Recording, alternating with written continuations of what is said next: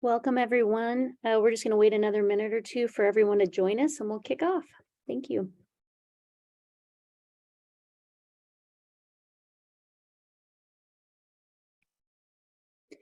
While we're getting queued up, if you could put your name and your community that you're from or organization or both, that would be great so we can know who our audience is today.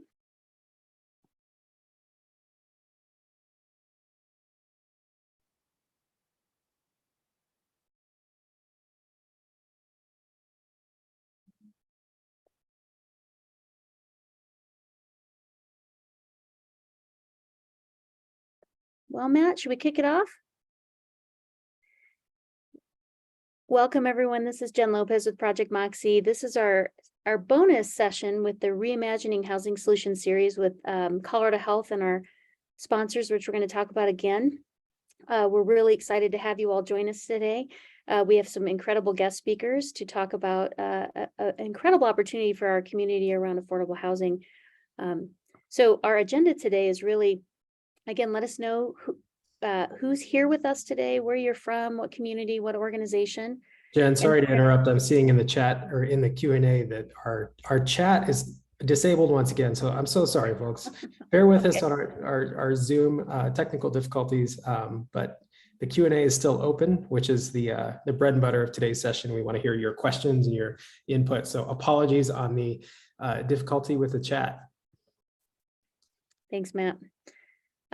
We're going to kick it over very quickly to Mike Johnston and Ismael Guerrero, who are going to talk about this ballot initiative and give you a broad overview of what it is and what it's about and how it might support our communities. I have a few slides to talk about how we might be thinking about this opportunity with our local needs and resources and strategies, and then we'll have a lot of question and answer time today. So again, we'll be monitoring the Q&A and helping guide those questions and making sure we get answers. We want to thank our sponsors for the series when we kicked off earlier this spring. We had Colorado Health, Chaffa, Housing Colorado, Colorado Municipal League, CCI, CCLP, COVID Eviction Defense Project, and Enterprise. So again, thank you all of our sponsors for helping us get the word out on how to do housing in 2022 post-COVID. Next slide. For those who are new to this series, these are recorded and they live on the Colorado Health website and can be shared. We covered housing markets, housing strategy, the role of housing policy and land use, housing stability, preventing homelessness, public will building, innovation, public-private partnerships, the role of preservation, and now we'll be talking about this housing ballot measure. Next slide.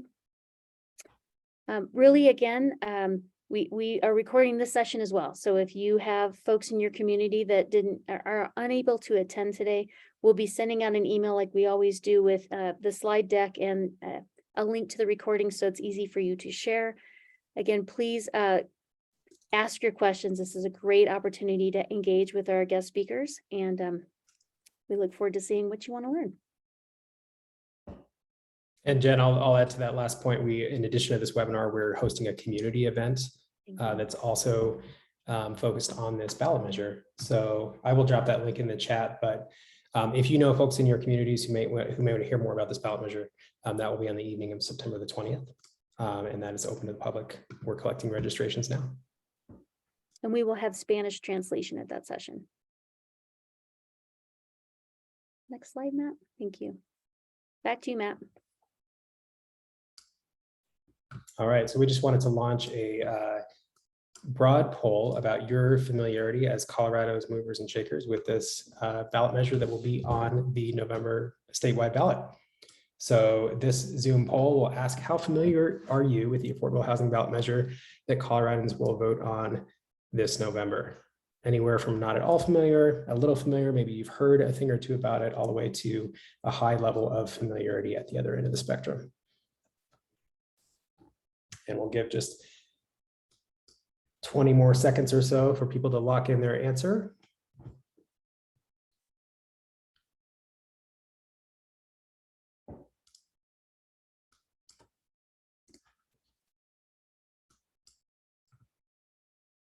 All right, go ahead and display those results.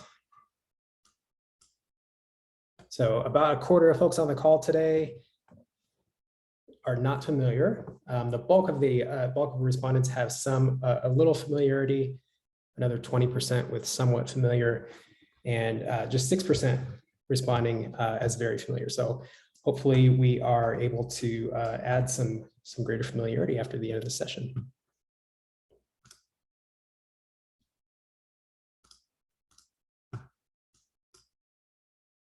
All right, incredible guest speakers today. I'm so honored and excited to first introduce Mike Johnston, President and CEO of Gary Community Ventures. And Mike has an incredible background in leadership and policy and making Colorado a better place for all of us to live. And Mike, I'd love for you to do your own introduction and a little bit about how you got involved in this measure. Thank you so much. Great to be with you all. And I can make my introduction very short because I'm excited to jump into questions. We have an incredibly august group of folks gathered in the call today. So excited to get your feedback and questions, and also delighted to have you hear from Ismail. I think I'll just share maybe more to Jen's question about how we got to this topic.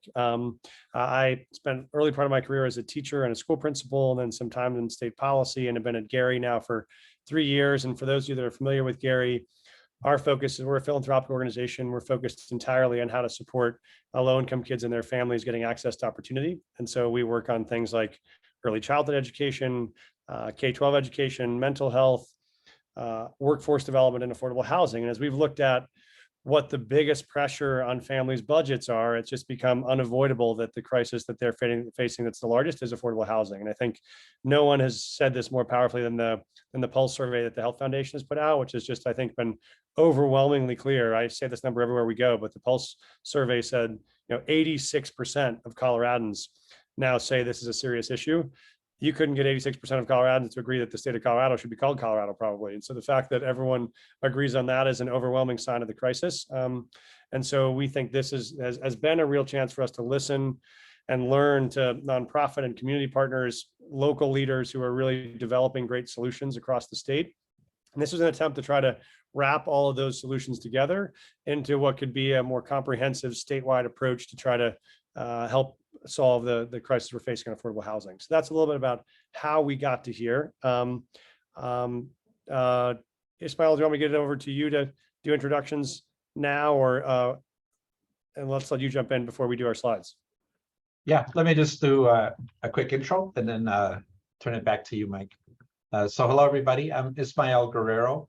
I'm the newer president and CEO of Mercy Housing, Inc., which is one of the country's largest not-for-profit affordable housing developer owner managers. But more importantly, we are, while we're national, we have regional offices and our local partners in the communities that we work in. And here in Colorado, Mercy Housing Mountain Plains is our regional affiliate.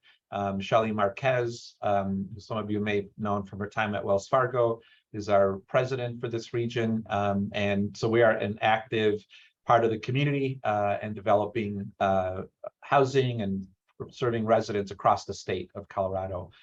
Before joining Mercy Housing, I had the pleasure of being the executive director of the Denver Housing Authority for the 13 years prior. And so really worked directly with the Denver community and Denver leadership, but also with housing authority leadership across the state. And so really, I've been part of the Denver and Colorado community for 25 years now. And I'm glad to be here. I just like Mike, get really excited to be sharing this story with you because for somebody who's been doing affordable housing development and an advocate for it across the state for the last 20 plus years, we've always chipped away at the problem, and it always seems to get ahead of us. And I think the polling shows just how much of a crisis it is right now. And I think this ballot initiative that we've been able to get on for November is something that is really meaningful and provides resources at a scale that we can really have an impact across the state and across the housing continuum to address the crisis that our residents and our families across the state are dealing with. So with that, Mike, I'll turn it back to you. Great, thanks so much, Ismail. And I think maybe Matt is the boss of the slides, but I'll try to go through quickly an overview of the slides. I think to Ismail's point, one of the things that's really exciting is this is actually a moment in history for Colorado. We have never before had an affordable housing measure on the ballot before. Colorado voters have never had a chance to weigh in on this topic. Right now, if we look at the state budget, for an issue that, as the Pulse survey says, 86% of Coloradans think is a very important issue. Right now, only about 1/3 of 1% of the entire state budget goes regularly to affordable housing. And so it is both the biggest issue in the state and maybe one of the least well-funded. Pre-COVID, it was about $50 million a year to Division of Housing state on an annual basis, that not non-federal dollars. And so we think a real opportunity to try to do something more dramatic. Things that you all know, but I'll just walk you through, because then many of this are things we've learned from the Pulse survey. But if you can go ahead to the next slide, Matt. Here's a little bit about the perfect storm we find ourselves in. You both know that obviously costs are increasing dramatically for housing. Prices have almost doubled in the last 10 years. About 1/3 of Coloradans who are currently in their homes worry they can't even keep the homes that they have. Supply is dangerously low. We're building about 40% fewer units in the last decade than we did the decade before. And here's this health survey data about the number of Coloradans who identify the cost of housing as a serious problem is well into the high 80s. Ready for the next slide. And what this means is that right now, was a stunning statistic to me, more than half of Coloradans can't afford to live in Colorado right now. What that means is more than half of Coloradans qualify as rental burden. That means they're paying more than 30% of their income to either rent or mortgage. And if you look at people that are in a lot of our workforce roles, whether it's first-year teachers or nurses, or whether it is service workers, people making $50,000 or below, that's 83% of them that can't afford to live in the state right now. So huge challenge. Next slide. This is my, I'll say, oh shoot moment, which was, I have twin boys who are in 8th grade. And when I was at their little 8th grade graduation this spring, I was thinking, oh, I hope my boys go on to college someday and come back to Colorado and get a job, and they could maybe buy a little house. And I thought, wow, if we keep going at this current path, what would it look like for my kids 10 years from now to be able to move home to Colorado if they chose to, or to stay here? Right now, if we keep at the current pace, the median single family home in Colorado in 10 years will cost $1.7 million. That means to qualify for a mortgage for that home, you'd have to make $372,000 a year. That is totally unsustainable. And you say, okay, you know what? Fine, my kids won't be able to buy a home, they'll just rent. Well, even if your kid's first job after college or out of high school is to start working and want to rent, you'd have to, in 2032, make $106,000 a year just to afford the median rental. That means unless we're going to see our way to a $53 an hour minimum wage, this is a completely unsustainable path for us to be on, for Colorado to be a place people can and want to live. So that's the crisis. This is why I think we're motivated about not doing nothing, as many of you are motivated by as well. So here's what we've tried to pull together as what you see in the ballot measure. It does a couple of things. It obviously it directs about 0.1% of the state's existing income tax. So that's dollars the state already has in the budget that would go to affordable housing without raising taxes. It helps then us build about 10,000 homes per year. And if you go to the next slide, Matt, I'll walk through how this works. It's about $300 million a year that goes into affordable housing. And what it does is, as Tabor requires, it asks the voters to allow us to use $300 million of what would otherwise be tax refunds to go into affordable housing. So what happens is $300 million comes out of the general fund and goes into affordable housing fund. That debruces that $300 million, which allows $300 million of what would have been tax refunds to drop into the general fund. So the outcome is we get $300 million a year into affordable housing. The general fund stays whole and does not take a cut. And people still get their refunds if that's what the state government decides to do. Under this structure, you could still get a $710 refund in a year like this. And about $30 or $40 of that would go to affordable housing, and you'd still get a refund. And so that's the structure of where the dollars come from and why we can do it without new taxes. Next slide. And this is the one that probably people will have the most questions about, this and the next one in terms of how it's structured. So this on the left side tells you that 300 million, where it comes from. It helps us build about 10,000 units annually. And then for local governments to participate, we ask them to do two things. We know that two of the big challenges in affordable housing are, one, you got to have the resources.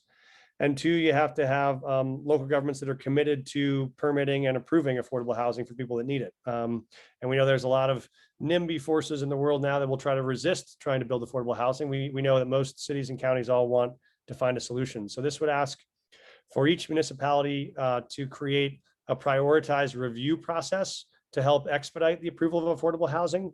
We can talk about that. We spent a lot of time drafting this measure with both CML and CCI.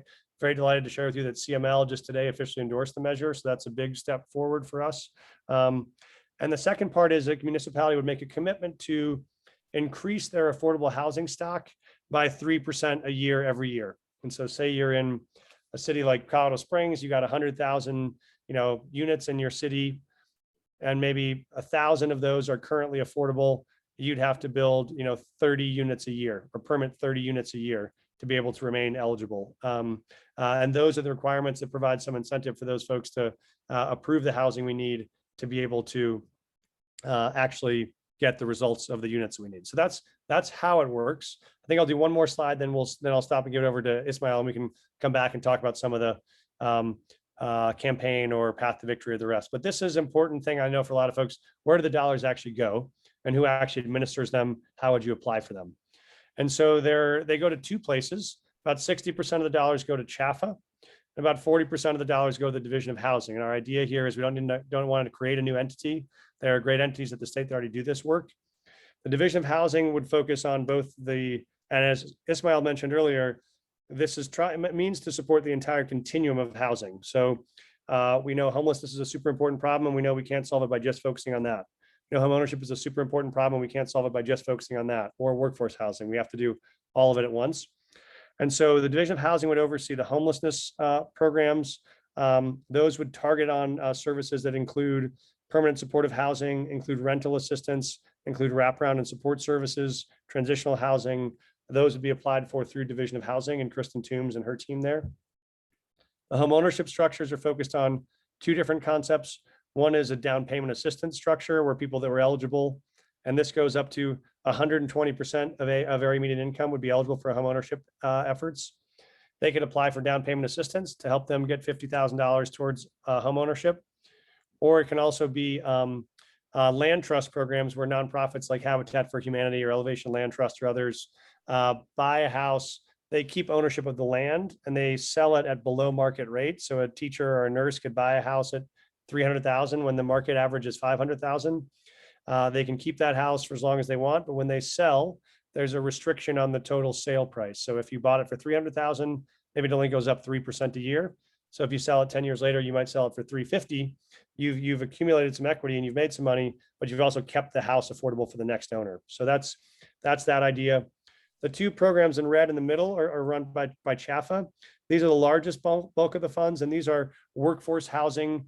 This is rental units that are meant to be affordable also to people at 120% of AMI or below.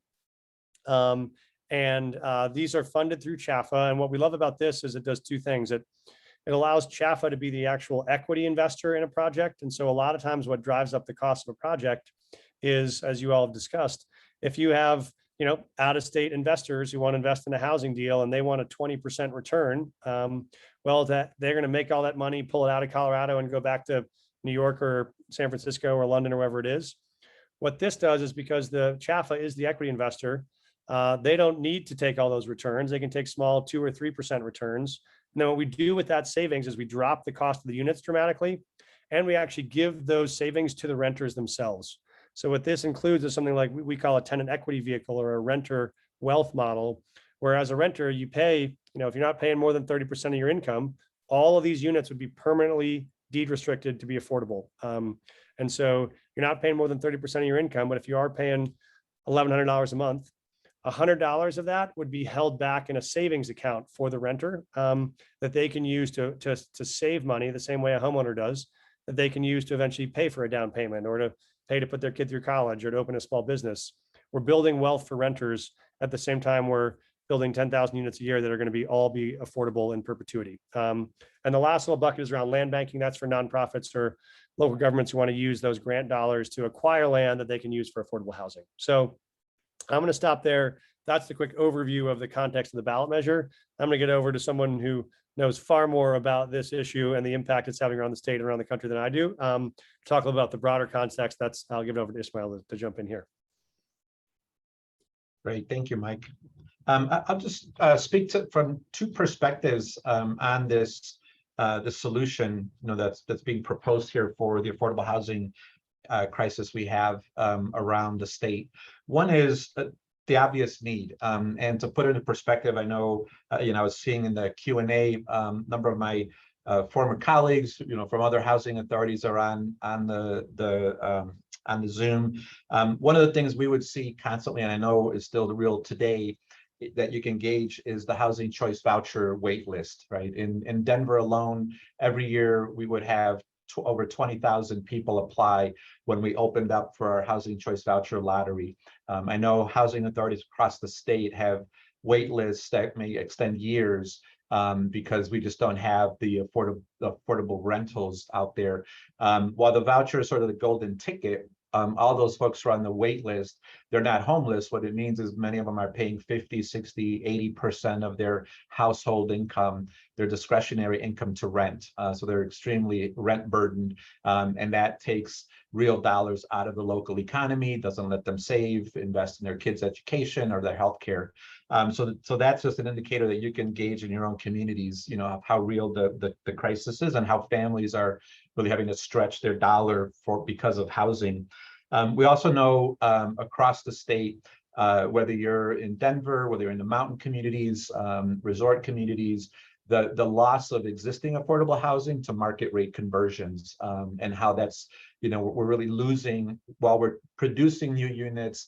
I think on a national level, I don't know the state number, for every kind of 2 units that we produce, we lose 1 unit to market rate conversions. And so the need to ramp up our production and do more preservation work is critical if we're going to catch up with the demand for affordable housing and workforce housing. And then the last piece that we've seen over the last 2 years is, as the interest rates and construction costs and the supply chain issues have really made an impact in the cost to build housing, we've been fortunate in the last 2 years to fund some of those gaps with one-time money from ARPA, from the CARES Act, but that money is not around, it's going away. And so the need to replace what was one-time money with a secure, predictable revenue source, so that we know with predictability we have the funds to build, produce, and preserve housing across the continuum is really critical right now. And this, again, at $300 million potentially a year, that's meaningful. That's more than 10 times what we've gotten in any given year, usually from the state legislature in terms of direct appropriations.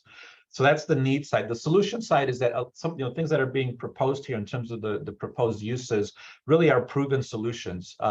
One, you can talk, as Mike had, about the continuum of the housing crisis. It's not just homelessness, although we know that that's acute and very visible. But whether it's people who are working and again paying extraordinary amounts of their income toward rent, the lack of affordable, attainable home ownership options keeps more people in rentals, and we just haven't met that demand. So this is really critical to serve that continuum, and to do it now rather than wait for 5 years, 10 years while land prices and construction costs continue to escalate. Some of the solutions here that I've had experience with here and across the country, and others have as well. One, we know that mixed income communities work and actually work very well. So to be able to integrate workforce and affordable rental and home ownership in the community creates that economic diversity, the demographic diversity, social diversity that we all want, and it makes our communities really vibrant. Depending on where you are, TOD, transit-oriented development, has been very successful. We partner with Lakewood, with Aurora, with other housing authorities across the region where the fast tracks expansion was happening, and we know how important it was to have accessible, affordable housing at those new light rail stations, and we're seeing that across the state with rapid transit and with other places that have key access to public transit. That's really important to invest and make sure that there's affordable housing options there, so people can take advantage of that investment in public transportation. And then finally, land banking and land acquisition works, because as we see that as our economy continues to be strong, the most affordable time to buy a piece of dirt, so you have site control, is today and not tomorrow. And so to have the resources so we can bank and have a predictable pipeline of housing where you want it, you know, in the community, locations that you want it, that you want to drive development to, by being able to use the land banking resources, the land acquisition funds will allow you to drive development and density to where you want it in your community predictably, and then be able to find the right development partner or partners and service providers to get the kind of housing you want. So those are all solutions that work, that we've been able to do at a certain scale. And as I said, with this funding and the amount that's being targeted, we could do that across the country, across the state, and in a meaningful way. And hopefully this would become, you know, a model that other states would frankly want to emulate. We would love to see that for sure. So I'll stop there. And then again, we want to make sure we have plenty of time for Q&A and to drive let the audience drive the conversation. So Mike, can we make it easy for you? What we normally do, it's really fun to watch the Q&A pop, but it's hard to track. So can we just pose the questions and you two can take turns? Awesome. All right. And I also want to point out, I'm noticing lots of colleagues and friends. We have folks from the Eastern Plains, Southwest, Western Slope, Roaring Fork Valley, Aurora. So really good, diverse group across the state. And so just for a little bit more context. So one of the first questions around this, and we got this a lot in the series, is concerns about the funds going to larger communities because they're ready, they have staff, they've budgeted. How are these funds going to make it to small rural communities? How are we going to be able to play? I'm so glad that folks asked that. And we did, Stephen Cordova was really helpful to us in the original design of this and some of his work on the Eastern Plains and folks in the Western Slope like Jody Cole and Grand Junction and others. I think the first answer that's key is what I left out in the overview is there is also about $5 to $10 million allocated each year that are grants, that are capacity building grants to local governments that don't have the capacity to move permits or help process or manage this pipeline so that they can add that capacity. So there are explicit dollars, particularly for smaller communities or communities who need to add capacity to manage these. And there is a requirement that these dollars be distributed geographically around the state. And so Chaffa and DOH, that's both part of their charge, is to make sure they have a broad distribution of the resources statewide based on need, and that those communities that need added resources for capacity building have access to those grants too. Great question. Thank you, Mike. For the local government, we knew this was going to be a question. How do we approve 3% increases if we're not getting applications? Development. It's a great question, Richard. And I haven't heard that one as many as others. And so I think my best answer, and I wish I could talk to you, so I may need to give you my email so we can talk offline. My best answer is what we found is in a lot of places there is not a pipeline of developers, nonprofit developers or others in smaller towns, because there are no resources available to make the affordable housing projects work. And so if you don't have some sort of subsidy or some sort of dollars, it's very hard unless you get a LIHTC credit to do it. So we think once there are steady every year, as Ismail was saying, every year permanent returnable funds that are available and that are going around the state, we think that's going to help spur far more interest in being able to build these units when they know there's steady supply. The proof point we have for this has actually been around the infrastructure and transportation solution the state did a couple of years ago. Before it was very hard to find people to do construction on highways and the rest. Now that those industries know there's a steady, stable revenue stream coming each year for these projects, those companies are building capacity, hiring staff, doing workforce training. So I think we're confident that when they know there's the dollars there, we'll see more and more increased demand. I'll add, Richard, if it's important for you, the goal is this is meant to be supportive of local communities and not punitive. And so you'd set a target for 3 years. You will let you be a rolling 3% over 3 years. So maybe you get nothing done in year 1, but you have a bigger project that approves, 30 units in year 2. You have 3 years to hit it. And even if you don't hit that target after 3 years, you have a 1-year pause, and then you can reapply again for years 5 and 6. So as long as you have a community that wants to try to do it, they're going to always continue to be able to have access to those funds. And we wanted it to be that way. We wanted it to be an invitation to anyone that wants to seek the solution. But even if you fall short, you can still reapply. So it's not meant to keep people out for long. And Mike, I'd love to just add that part of the series, we really focused on new programs to build capacity. So Division of Housing is rolling out their toolkit. Chaffa has 2 new programs around technical assistance. Impact Development Fund does a great job working with communities that aren't ready. So it's kind of it's great timing, right? Because all the ARPA funds have really already gotten our minds thinking about how to build capacity. So, and the state agencies have been really responsive. Speaking of impact development, Megan, for the homeownership bucket, has there been conversation around a recapture model versus resale restriction? Coming from an equity wealth perspective, resale restrictions are one option, but bringing market rate housing into an affordable realm is a large opportunity as well. That's technical. Ishmael, you want to take that one? Maybe a little above my It was a pay grade as mouthful. well. Yeah, but happy to I believe that there is room for kind of finalizing the program design in this area. Homeownership development, especially affordable wise, is not something that I've done a ton of, but I know that there are many healthy debates about this question, recapture versus restrictions, how to ensure the families are, there's some wealth creation built in, but not a loss of affordability long-term, that it's not a one-time affordable home and then it gets lost. So, I would imagine with organizations around the state now, like Elevate and the Urban Land Conservancy and the other land trust, community land trusts that are out there, that would be another model for that could be used to create home ownership that allows for wealth building, but not a loss of the long-term affordability of the home.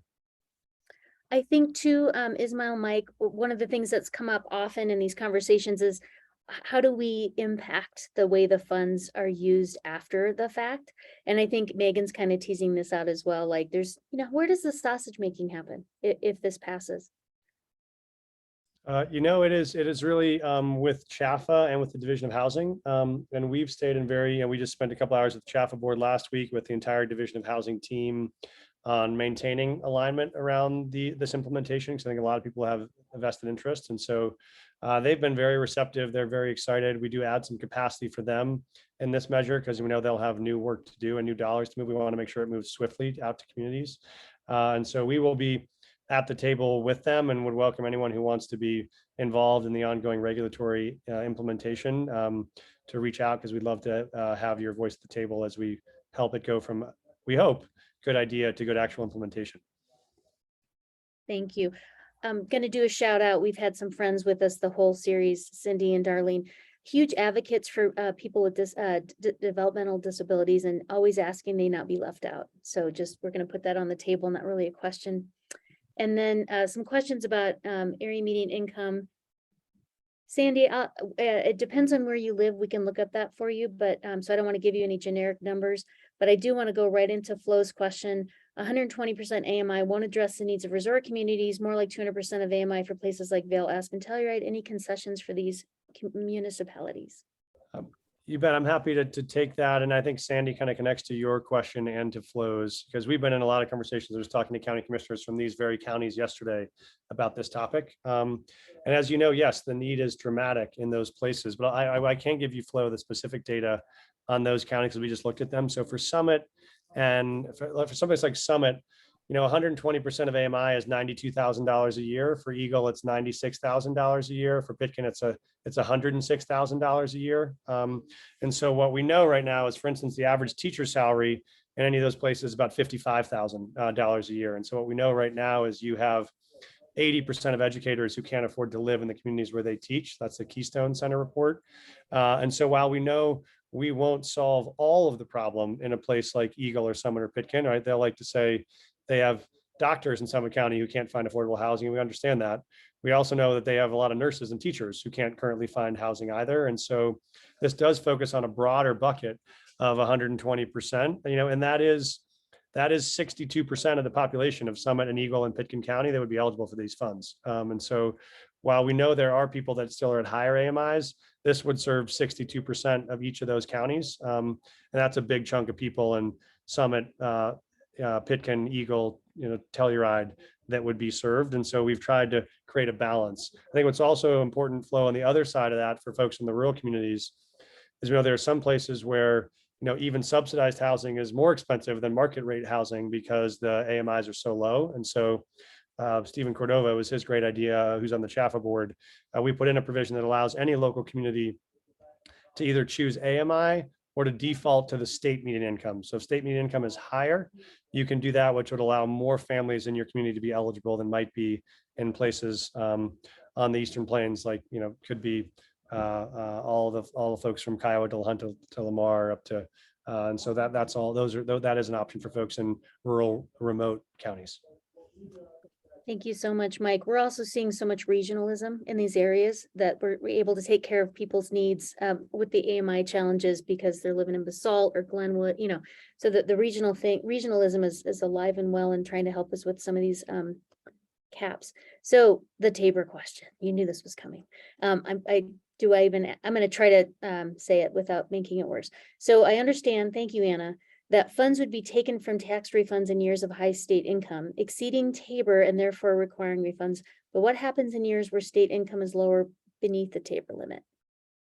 And then on and on and on. So just maybe. Yeah, thanks, Anna. This is probably the most important and most common question. I appreciate, you're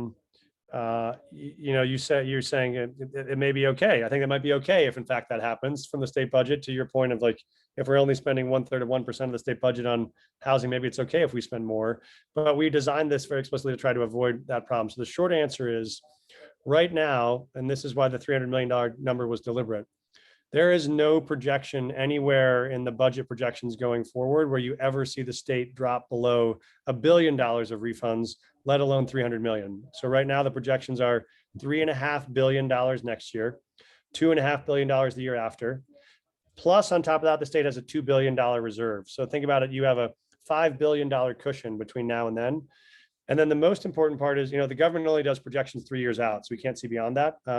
What we know is the fundamentals are such that, the budget can only grow under Tabor by increases in population and increases in inflation. And so what we know is historically, the actual economic growth of the state has always been 50% higher than those growth factors have been. So what does that mean structurally? That means structurally now every year, every new dollar of actual economic growth in Colorado, that's not just because someone moved here, it's because we're building something newer or better. Every one of those dollars are going to go into the refund. They're never going to go into the general budget. And so that looks like about $500 million a year, every year of added surplus. So the short answer is we see no projection where that's the case, but you still deserve the answer to, oh, I don't care, Mike, what happens if a meteor hits the earth? And I want you to say, when we see no scenario, you could have a COVID style recession or a Great Recession 2010 style recession. You would have to double that to be able to drop below the reserves we have now. So it would have to be something literally we've never seen even since Great Depression era. But if we do, meteor hits the earth, what happens? What we do in that situation, Anna, is that we do allow for the legislature to turn off 50% of the funds. But I'll tell you, they have to pass a bill. So the Senate has to vote for it, the House has to vote for it, the governor has to sign it. My belief is they are not going to do that on an issue that 80% of their constituents say, according to Matt and Kyle's data, is a major issue, but they could. And so, I was the chair of the Finance Committee in 2010 when we hit that recession. And normally you don't cut the most important public services in those moments. You cut corporate tax cuts, or you find other places to tighten the belt. They could turn it off if they had to. I would advocate that they shouldn't, but we do allow them to do that if they want to pass a new bill. So sorry that is a long answer, but that is probably the most significant question we get most frequently. Mike, that was amazing. Thank you so much. Ismail, I want to bring you back into the conversation. Don's asking as a follow-up about rental equity and that whole kind of initiative that was really interesting that's been kind of baked into this program. Is there a way to do that equity model with existing Chaffa inventory or existing rental projects? It's a good question, and I don't want to speak for Chaffa in terms of how they might design, all the use of funds. But I will say, we're talking about workforce housing as an example, to the extent that there are preservation needs, and some of these dollars can be invested to help recapitalize, refurbish, bring properties to ADA compliance, so they're more, universally accessible. Those are all potential uses of the funds that would then allow Chaffa to add additional program elements like rental equity.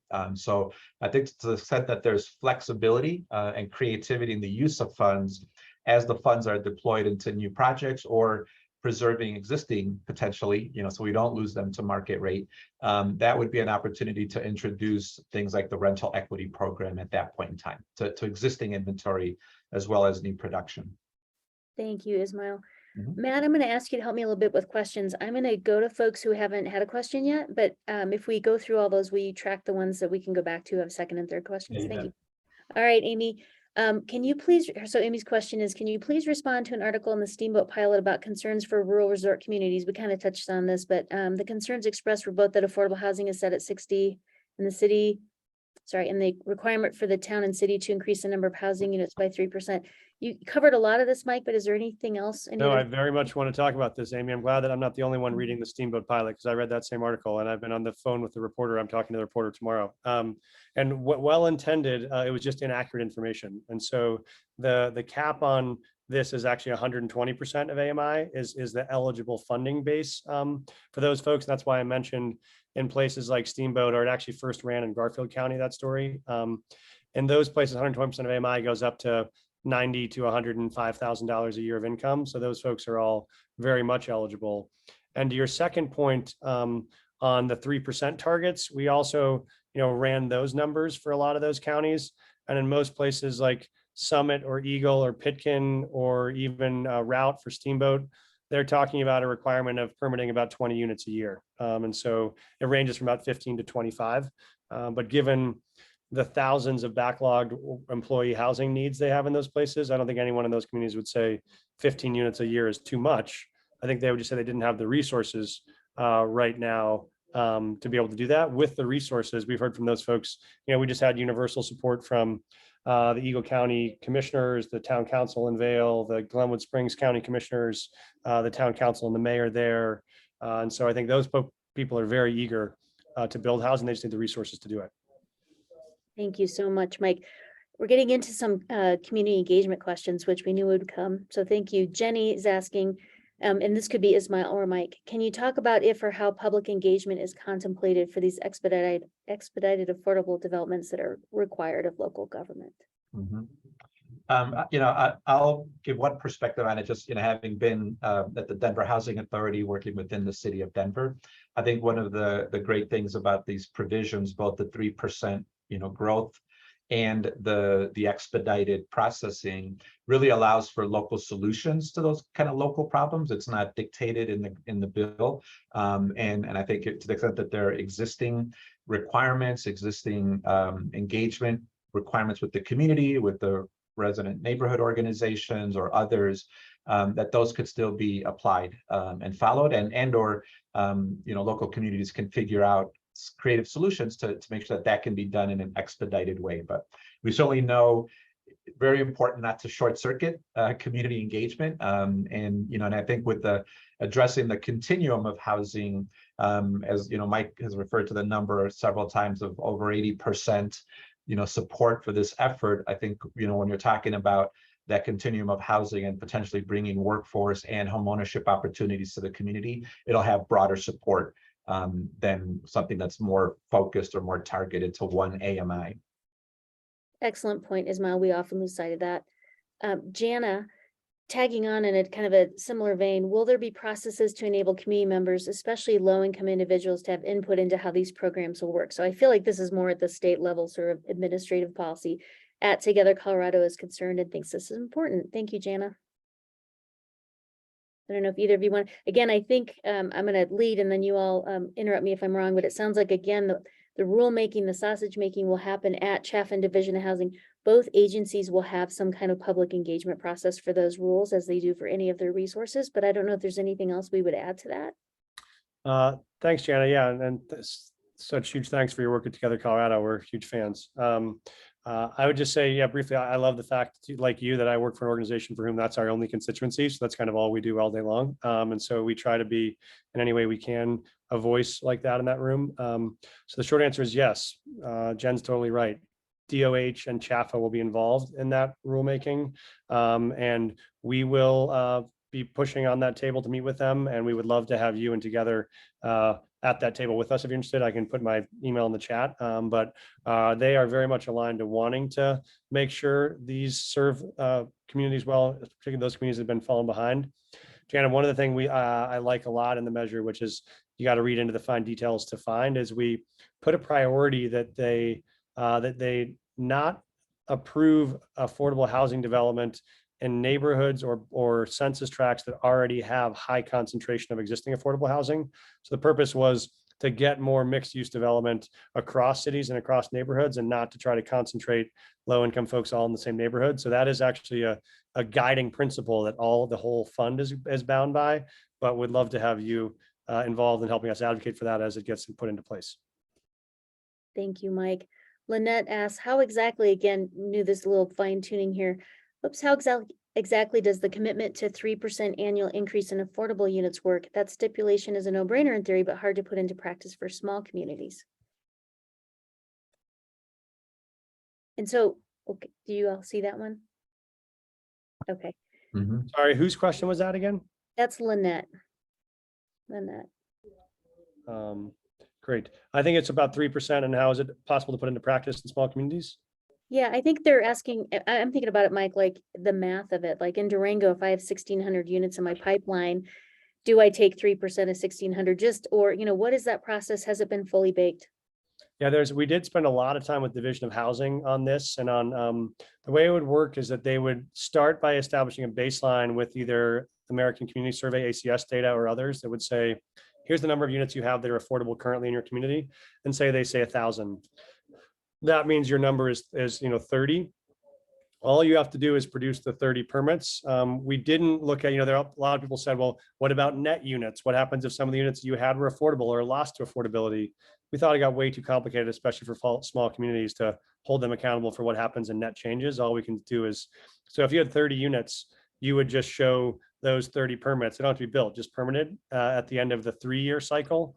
And you're right, we talked to some of the very small Eastern Plains communities on which, that their 3% goal is going to be 1/3 of a unit. It's going to be a very, very small number. And so you can kind of round up or down, but the idea was to make it very easy on implementation. So when we talked to some of the local governments, some of the biggest misinterpretation was, is there some sort of heavy-handed DOH oversight year in and year out?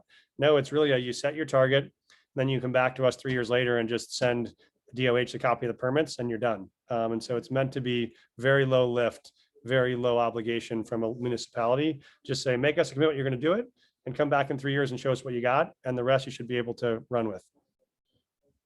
Thank you so much, Mike. Just reading a couple other comments and themes.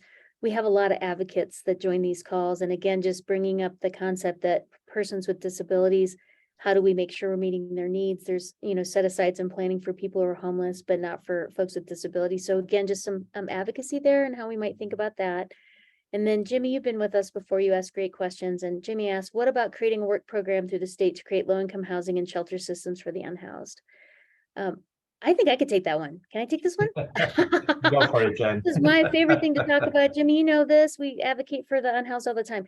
Again, there's a lot of creativity here. And what I'll say is that Division of Housing has had an incredible increase in funds, and thank goodness a lot of those funds have been state or ARPA or more open. And so I do think there's a lot of opportunity for creativity, both in the funds that are rolling out now and potentially with new funds with this proposal, this proposition. So I think the more that we can get away from just federal funds, the more we can be more creative in our solutions for the unhoused. Thanks, Jimmy. All right. Matt, how am I doing? Do you see me missing anything? Am I getting through them? You're doing great. We're gonna keep going through the list, and then, like you said, we've got some folks who've submitted multiples. We can go back to the top once we reach the end here. But we're getting lots of good questions here. Let's see. I'm going to skip around and try to get one that I haven't seen before. Thanks. I'm a board member of, oh, this is another disability one. I'm going to skip that one just for now. You mentioned funds. This is anonymous. You mentioned funds awarded around the state based on need. How will the program criteria consider need? So again, I think we're back to the sort of the AMI levels for the different funding sources. Mm-hmm. And I think it's probably, we do get this question on just the, how will we know if it's going to go to La Junta or Fort Collins or Grand Junction or Aurora. And I think what we found is most people have had a lot of, I think, faith in Chaffa as an honest partner broker who's able to try to identify need and distribute funds in those places where they are present. And so we really rely on them now that they'll have, 3 to 5 times more money than they've ever had before. A lot of people have that experience of, I love LIHTC, but it's so hard to get it because there's very few deals. The benefit is you 5x the number of dollars they have to get out the door. There's 5x the number of projects that now could apply and get approved. But I think they have a real, and we were talking to Action 22 in Southern Colorado, who has loved working with Chaffa. I feel like they've done a really good job of engaging Southern Colorado in ways that other people haven't. And so they would be the ones in charge of that distribution. There is oversight and auditing if we feel like it's not being fair to be aware of that, but they would be in charge of that distribution to geographic regions of the state based on need. This is a perfect tie-in. I'm kind of jumping around, Mike, but it's a nice segue. Richard asked another question about speaking about the differences in this program, opportunities and requirements for municipalities versus unincorporated counties, different types of local entities. And I'm not sure there's going to be a huge difference. Maybe they're speaking to how the 3% would work, but I imagine it's very similar. We should have this conversation offline because it's a fun 45-minute conversation into the details of how this works. I'll just say quickly, the basic to Jen's point, it's as much flexibility as possible. And I use the Crested Butte, Gunnison County example. So say you have Crested Butte wants to build affordable housing, but doesn't have any land to build it on. They can partner with Gunnison County, maybe build it in unincorporated Gunnison County, but both Crested Butte and Gunnison County could get the credit for it, if you will. Or you might have a spot where, you might have a city that wants to build in a county that doesn't. Like a city could still be eligible if the county doesn't want to build, and a county could still be eligible if the city doesn't want to build. So the idea is we give as much flexibility for them to either collaborate together on a project or work independently. It's whatever works best. And I think CCI and CML were very helpful in trying to bake in as much flexibility there as possible. Again, this is a great segue. We've got a lot of things around regionalism. Don is asking a second question about why do we keep using 30% of income as the affordability definition when so many people are having to commute now, right? And really, I would flip that, right? How do we consider transportation costs in our housing equations, and how can we be more creative with our housing products? So I love what you're asking, Don. It's really like the way we do this doesn't really work anymore. So I would add, Jen, it's a great question, and really, some thinking and hopefully long-term systemic change in how we define affordability that would be worthwhile. The reality, unfortunately, for today, right, is many of these funds might get matched with other federal funds, like whether it's LIHTC or CDBG or home dollars, housing trust fund dollars, and those at the federal level, 30% affordability is the benchmark, and so to create a different affordability metric for these funds would automatically complicate the ability to leverage them into other federally funded projects. And maybe the way we should be thinking about this instead is now we could potentially stack, and we could afford that infill project, right? So maybe this will give us the opportunity to be able to go back to that 30% because it works. Thanks, Ismail. Sue, I think we answered your question, but I want to make sure. Sue says we've set city goals based on the number of total housing units. The 3% is on affordable housing inventory only, right? 100%. It's 3% of the units that are currently affordable, so not on total units. Great point. Thank you. It's a great point, Sue. Meant to be attainable for folks and still make a huge impact. I mean, I think it both feels attainable, and if you think about 30% expansion of affordable housing units over a 10-year period, that'd be more than any state has accomplished. John asks another LIHTC. It's going to go to you, Ismail. Can an existing LIHTC project be refinanced somehow to allow for mixed higher income? And you did this all the time, I think, at DHA. I know, yeah. It is feasible. There's probably different ways of approaching it. You have to get creative. In some cases, we certainly did this at DHA. There's often opportunities to add density, add additional units when you're doing that recapitalization, and these dollars could be perfect to, if you already have a LIHTC project that has 60% AMI units, that maybe you use these funds in your resyndication to add another 10 units that could be up to 120%, and extend extend to higher AMI levels. If you're renegotiating your LURA with Chaffa, and leveraging these funds in to do expansion or recapitalization, that could be another way to expand the AMIs above what the current restrictions are. But I think for infill, this is a perfect, could be a great opportunity to infill on available land. Love it. And just for our non-housing friends, LURA is a land use regulatory Yes. agreement. Land use, yes. You're Thanks. fined $10. No. Awesome. Thanks, Ismail. Uh-huh. Lynette asks, could a multi-jurisdictional housing authority be considered the community for purposes of qualifying on the 3% annual increase in units? I'm going to take this one a little bit because I used to run a multi-jurisdictional. I think, Lynette, your service area, I would assume that would be what you'd be qualifying for. So Mike and Ismail, tell me if I'm wrong. Most of our multi-jurisdictionals are 2 or 3 counties or county 3 cities. So I think they're trying to define their boundary. Yeah, we have called them local governments, Lynette, in the document, which allows for either cities or towns or counties. Housing authorities can be a partner in the language. And so I assume that a multi-jurisdictional housing authority would also still be eligible. I confess it's the first time I've gotten that question. But the language does allow housing authorities. And so I assume that wouldn't be inclusive of this, but that would be a regulatory question for us to take up in regulation. And Mike, just to put a fine point on it, multi-jurisdictionals are under state statute, local governments. And so it is a different animal. It'd be great to know. So we have Summit County combined, one in Durango that's starting back up. There's probably 5 or 6 at least in they can tax, right? So that's the reason we have them. So thank you for checking. I'm sure that is why then CCI and CML had us use the term of art local government, because we use that term in statute. So if you qualify as local government, then yes, that would qualify. We've had a ton of questions. I'm going to take a break here for a second, check in with Mike and Ismail. How you doing? Anything you want to spend a little more time on? Should we keep cruising?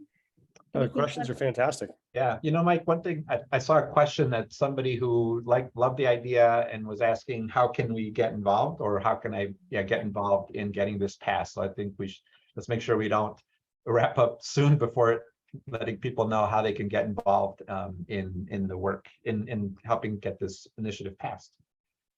Let's go there now. Let's go there Always now. happy to jump in on that one. I think that was Yeah. Amy who jumped in.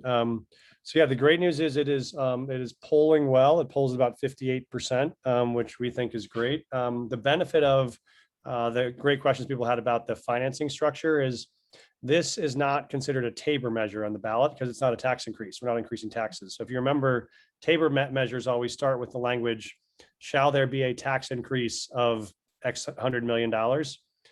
This starts with the opposite language. It says, shall there be created an affordable housing fund without increasing the existing income taxes? And so that is a much better opening ballot language than a Tabor question. So that helps us, we think. That being said, I would say that I think the biggest risk here is not opposition. It's apathy. It's not that we don't have anyone organized opposed to this, but a lot of people have busy lives and it's hard to prioritize focusing on this. And so I think the biggest way people can help is obviously if you're, we're fundraising, we're raising measures to communicate, but a lot of it is going to be communicating to your constituents. So if you run a local housing authority, or you're a county commissioner, or you're a city council person, or you have a nonprofit, it's sending this out to your lists saying this is really important that we have you vote yes. It's putting on your social media. It's annoying friends at cocktail parties or happy hour to say, there's a lot of stuff on your ballot. 1, 2, 3 is the most important thing to do. People really trust their local community partners more than anything. So we'll try to raise the money to put a bunch of TV ads and digital ads out, but people will care the most about what you tell them. And so I think it's really your outreach and your and the fundraising will be the biggest impact. Mike, should we drive them to your website? Are there any other formal ways that they should engage you all? Great question. I was not a very good spokesperson on that. Yes, we do have a website that is Make Colorado Affordable. And so I will put the actual website in the chat right now. I wonder if we could piggyback on with Ava's question here. If a local government wants to support, say by way of a resolution, is there a template that could be shared out for municipalities to approve? Great question. Great question. Yes, there is. And I will get you that right now, Matt, before the end of this call, so we can send it to you, because we do have it and we have almost about 130 organizations endorsed. We have a number of cities, municipalities, others. And so we would love to do that. And I will get you both of those right now. I always love to pick your brain, Ismail. You're like the smartest person I know. So I'm going to piggyback off Megan Ferguson. She's asking about, we have a pilot with Mindspring to address rental equity with market rate landlords. Would love to see further incentives to encourage this work with the private sector, not just, our standard programs. In creating this, what were y'all thinking about with public-private partnerships and creativity?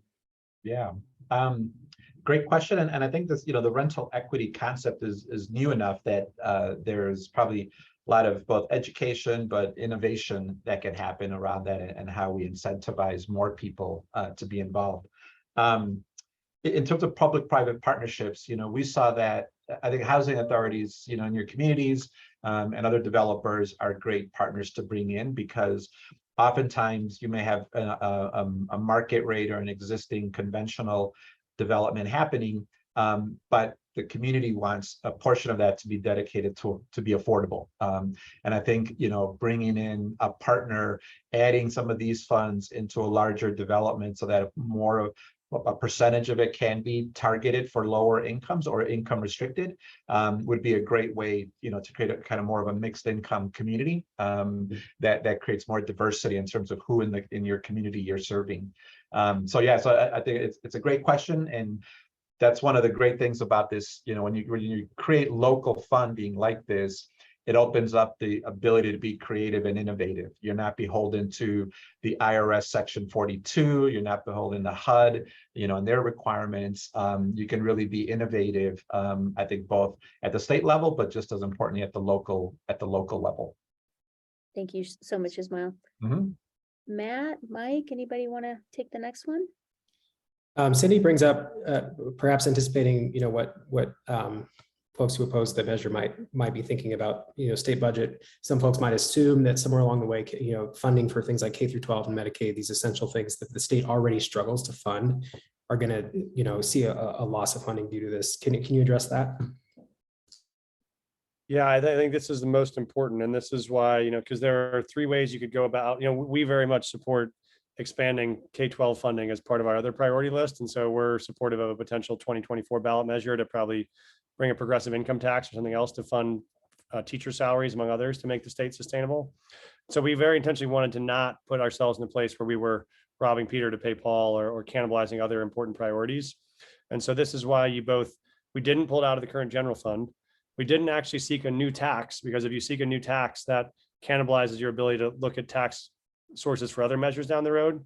And so I think that's why the importance of the answer on the refunds are the largest growing part of state government. That's where all the growth in the state is going to go, is to the refunds. And so that's why we have it, so that you can fund it out of refunds and it does not make any cut to the general fund. And I think actually the downside is, if you don't pass this, I do think you will see a cut to other services in the general fund. Because if we don't pass this, it is for sure the legislature is not going to do nothing on an issue that 86% of voters say is a major concern. And so if you don't have new revenue, then you do have to go back to the general fund you have and actually find funding for housing below the line within the current budget.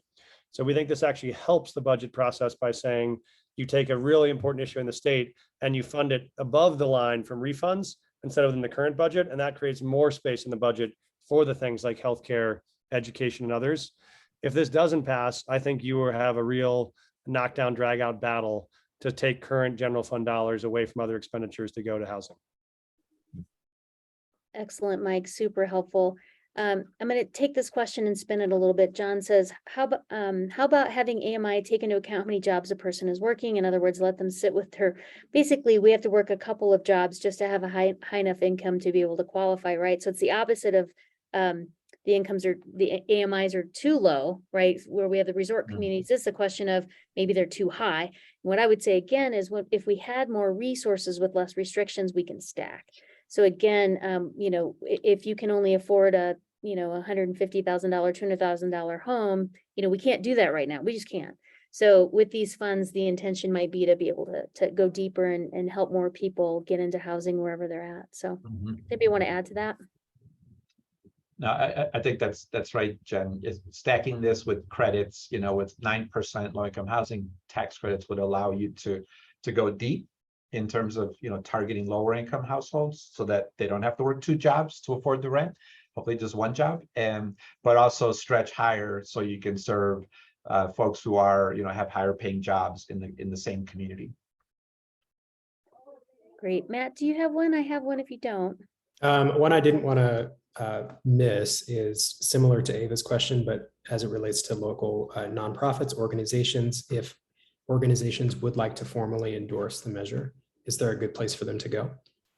That's great. And I put it in the response to Amy's comment, Matt. I didn't know how to put it more generally, but yes, the website is makecoloradoaffordable.com.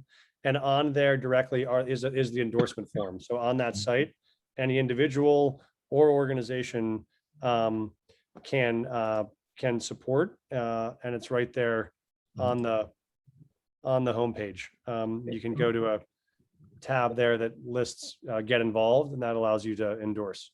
And Mike, I know starting next Tuesday, we're doing a number of events around the state, in-person rallies for the Prop 123. And I don't know if those dates and locations are on the website, or I think they'll be on the website soon. I'm sure if they're not. Is that right?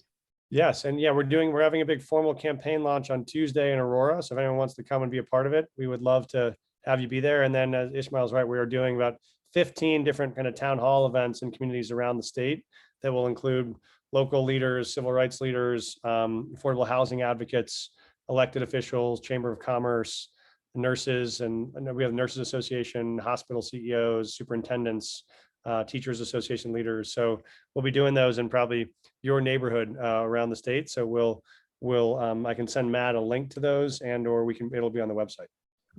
We'd be happy to distribute. Thanks, Great, I'll Mike. send those to you. Great point, Ismail. Yeah. Amy, the work that San Luis Valley you all do is just so incredible. And I love your question because it comes up often, which is outside of the ballot measure, there's such a need for local capacity of nonprofits and others moving forward in communities. As an example, your coalition, there's typically not state and federal funds for the people part of it.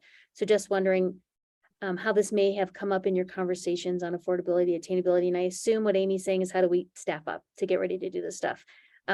I can say from the state perspective, and then I want to kick it to Mike and Ismail, the state has taken this into account, and they're with all the work with the task force, and there will be funds for nonprofits and capacity building for local government probably coming out in early 23, but I'm curious how it shows up in the ballot measure.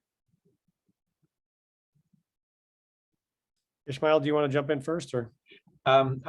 If I actually am not 100% sure where it shows, like the capacity building side, because it's a great question, and certainly something that needs to be should be talked about and addressed. It is a great question. I think that directly the direct structure is around capacity building for local governments to be able to do that. There is direct grant dollars to that. I do think Amy's right. I think that a lot of the benefit for us is while there's a lot of philanthropic support in the space that's trying to finance actual units, we think the ability to have a much larger public commitment to financing units actually opens up our philanthropic role to be, how do we support those organizations that need to build the capacity, like Megan's and others that are doing really great work around the state, to be able to add that capacity. And so I think that becomes a more immediate focus for philanthropy, and also looking at what other kind of one-time government dollars or itinerant government dollars can do, knowing this would be steady and stable. So idea is put this big rock in the stream, then figure out how we might add additional supplements, but it's a very important question. And just going back to also all these partners that do capacity building, right? Like impact development and urban land conservancy and elevation. And we're certainly pulling on them left and right in our area. And so matchmaking as we go forward. John, I slaughtered your question. I'm so sorry. I'm going to take it again. And I think I got it now. And I've actually seen that project in Ridgeway. It's gorgeous. So the question John said is, let me clarify. Teachers make too much money to qualify. And so the frustration that you create an affordable housing project in your community, and then the folks you want to serve are over income. How I think this relates to the ballot measure is that the tax credit program has very set limits on who we can serve. If we had more creative resources, we could set aside units for higher income. So I think that's part of the answer. We just, the more that when we build these units in communities, especially in rural communities, and we can have higher AMIs, lower AMIs, be more creative in the continuum that we're trying to serve in that building. We can't really do it right now. We don't have enough funding. So we need the funds to be creative. I hope that answers your question. It's a great question. Thanks, John.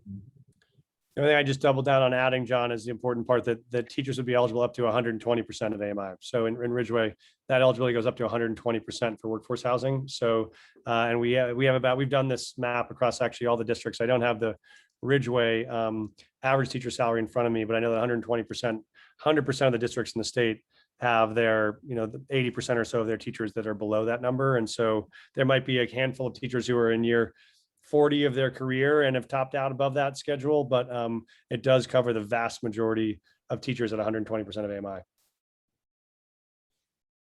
Matt, I think we're getting there. Anyone see some questions we're missing?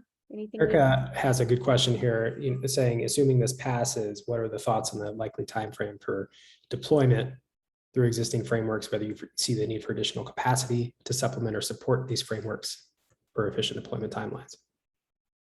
I can help with that because we've worked with DOH and Chaffa on this. Erica, we did add some personnel capacity to those two organizations because we wanted them to be able to move these dollars quickly. We did not want to say, great, you got 300 million, but it takes you 3 years to put out 1 year's worth of funds. That's not helpful to anybody. So we added capacity. These dollars would start hitting in January of 23, and the program would be fully funded by July of 23. So our expectation is that the program would be fully up and running by summer of next year.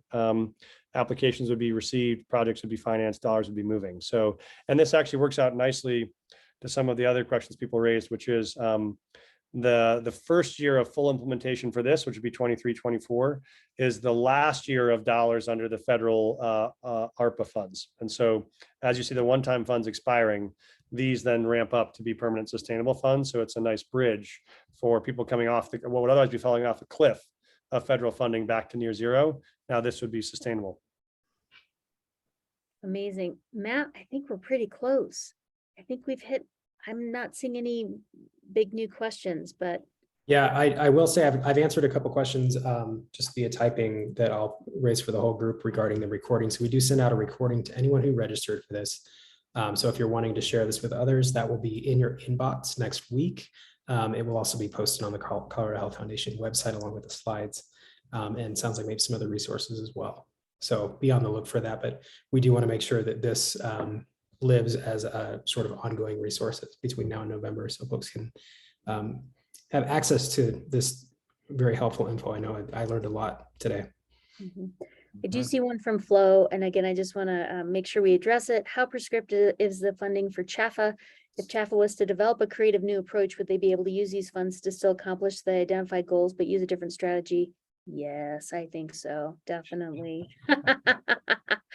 Thank you, Flo. It's a great question.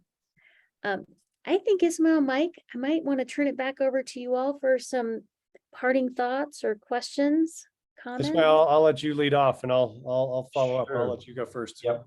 Well, one, appreciate all the questions. Really, great questions, and it shows again how important it is to have local solutions to the housing situation and the housing issues. You know your community's best. You know what's needed there, and hopefully by addressing the continuum of housing from the homeless to homeownership, and by really engaging the local, requiring that engagement and commitment from the local, county, city government, it'll lead to the best solutions for the communities involved. And the questions clearly point to those nuances between rural, mountain, and more urban settings. So thank you for joining us today and for listening in. I think the most important thing I would leave you with is, as Mike said, this is a point in time, a really historical moment. Again, I've been doing this here in Colorado for 23 plus years. We've never had an opportunity like this, an idea like this that could really be a game changer, not just giving us, sort of the crumbs, but giving us the whole cake to work with. And the crisis in the situation is such that we really need this level of funding if we're going to make an impact, and bend the curve in terms of what people are having to pay for housing, and be able to give them more housing stability to do other important investments in their lives and the life of their families. Ismail said it better than I can. I probably should have just said amen. But I think all I have to add is, yes, I feel like there are rare moments where we get a chance to really dramatically push forward on a problem that we've been pushing uphill for a long, long time. And we we are the silver lining of the crisis that is this moment for housing is that the whole state is focused on it and they all get it. And it's amazing how little we focused on it previously. And I count myself at the top of the list of people that didn't spend nearly enough time or energy on it in the last 20 years. But I think the other thing that is true is that, you know, we have a ballot, we have a bipartisan coalition, we have, you know, a lot of the resources we need more, but we have a path to be able to win.